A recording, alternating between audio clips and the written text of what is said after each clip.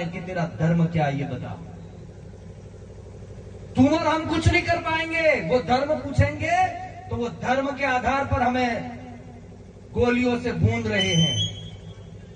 7 दिन हुए थे मेरे सैनिक की उस पत्नी को, और वो पहलगांव में जाती है और उसे पूछा गया कि तेरा धर्म बता, और उसने कहा हिंदू, और हिंदू धर्म कहने का उसको जो तोहफा मिला वो बदले में गोली मिली। और उस बच्ची ने कहा, उस सुहागन ने जिसके हाथों की अभी मेहंदी नहीं गई है, उसने कहा भाई मुझे भी मार दे, मेरे पति को मार दिया। तो उसने कहा तुझे जिंदा छोड़ूंगा, तेरा सिंदूर मिटाऊंगा लेकिन तुझे नहीं मिटाऊंगा। क्यों?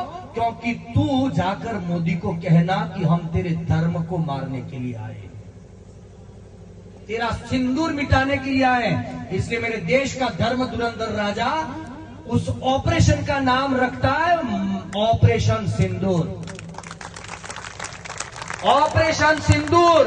और ऑपरेशन सिंदूर में मेरे देश की 2 प्रधान नारियों ने जब आकर कहा देश को, उसमें से एक मुस्लिम महिला एक हिंदू महिला थी, और उसने कहा कि ऑपरेशन सिंदूर हमारा सफल गया, सार्थक गया।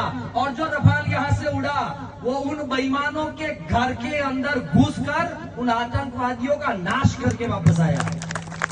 यह है भारत का धर्म धुरंधर राजा। आज हम लोग तो यहाँ कांग्रेस बीजेपी बीटीपी में मर गए, जात पात में मर गए, प्रतिष्ठा और दलवाद और जातिवाद में मर गए, लेकिन देश आज कहां पर जा रहा है? थोड़ी सी तो समझ रखो। हम तो धर्म नीति से बात कर रहे हैं, इसलिए मैं आपसे निवेदन कर रहा हूं। हम तुम्हारा ये सब कुछ ये सम्मान लेने के लिए नहीं आए हैं यहाँ पर, न तुम्हारे पैसे लेने के लिए आए।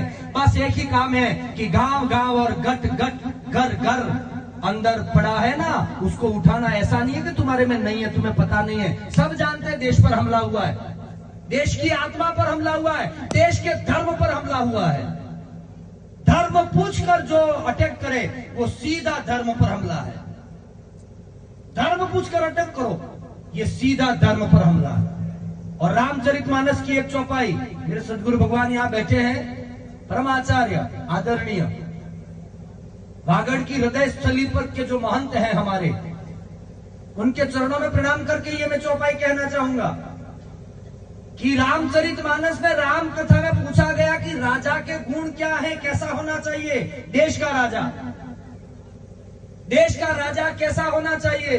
तब देश के राजा के जो गुण बताए वो आज मेरे देश के राजा के अंदर हैं। इसी का परिणाम है कि 2 दिन पहले उनको ठोका है अच्छे तरीके से।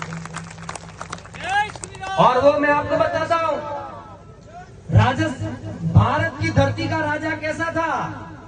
धर्म धुरंधर गुण नीति ज्ञानी, धर्म धुरंधर था। जो धर्म धुरंधर हो सकता है वही राजा बनने योग्य हो सकता है।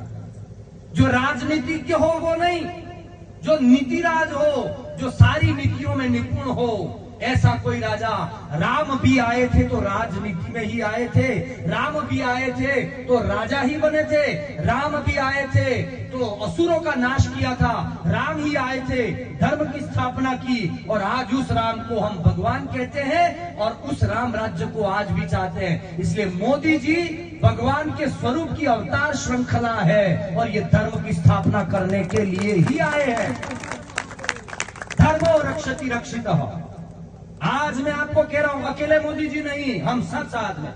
छोड़ो सब पार्टियां।